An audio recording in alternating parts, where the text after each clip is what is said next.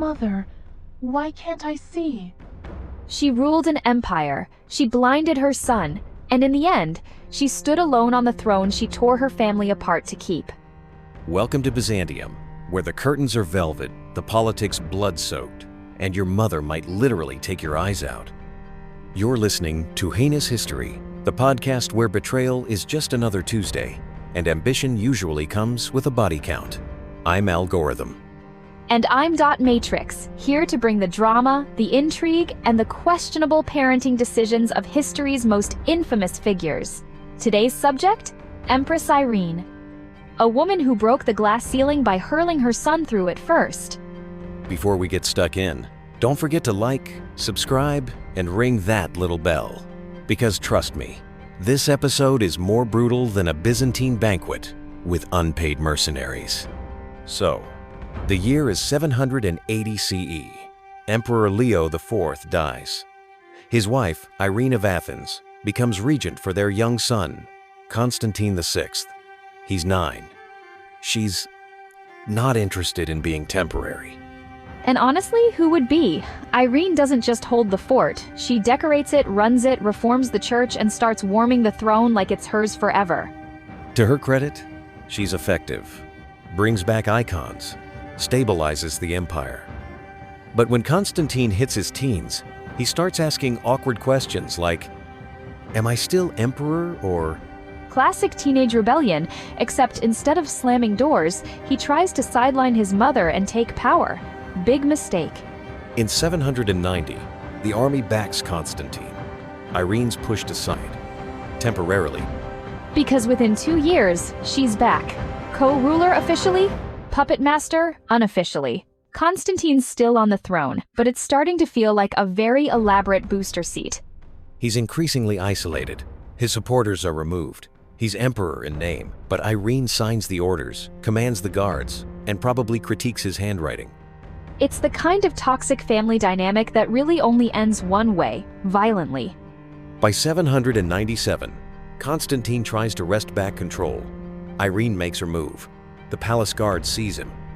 And in the most symbolically loaded room in the entire empire, the Purple Chamber, where emperors are born, she has him blinded.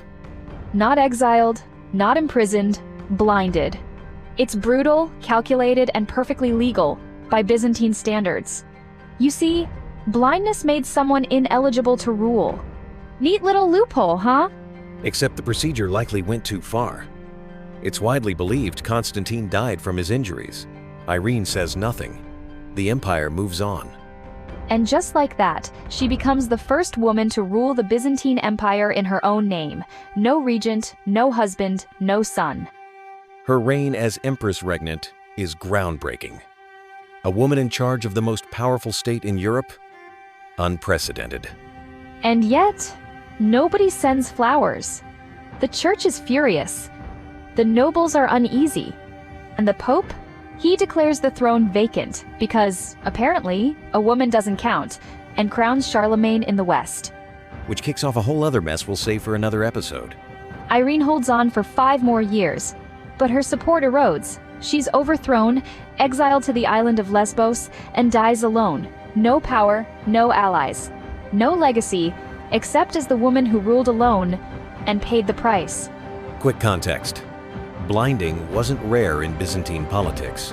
It was considered merciful compared to execution. And it ensured no awkward comebacks.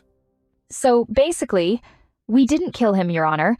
We just removed his ability to lead, live independently, and, function. Cool.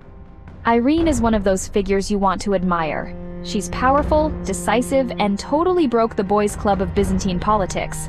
But she also blinded her son. So... icon or monster, visionary or villain, depends on the lighting. And that's the story of Empress Irene, the first female ruler of Byzantium, and the reason her son never saw it coming. If you enjoyed that little descent into dynastic horror, leave us a comment. Would you call Irene a proto-feminist trailblazer, or the original toxic mom? And don't forget to subscribe. Next week, we meet Queen Olga of Kiev, a grieving widow, cunning strategist, and absolute arson icon. When the Drevlians killed her husband, she didn't just get even. She got creative. Let's just say it involves bathhouses, birds, and a very literal scorched earth policy. History's original fire starter. Trust us, you don't want to miss it. Until then, keep your ambitions in check.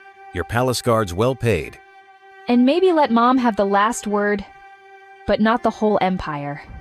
See you next week. And remember, history is weirder than you think.